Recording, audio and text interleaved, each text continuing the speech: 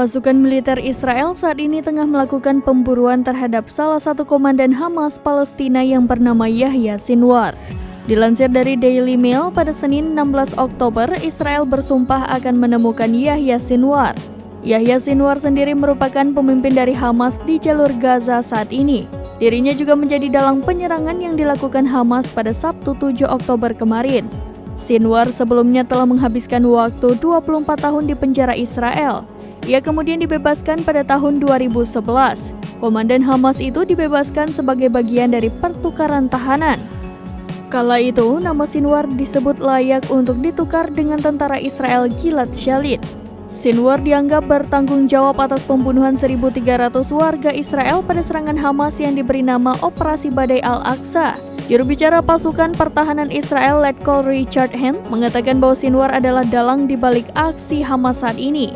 Ia tegas mengatakan bahwa Israel tidak akan berhenti sampai Sinwar ditemukan dan dipastikan tak bernyawa. Militer Israel mengatakan bahwa serangan darat merupakan salah satu dari bentuk perburuan terhadap Sinwar. Serangan darat juga merupakan misi untuk membasmi seluruh kekuasaan Hamas di Gaza.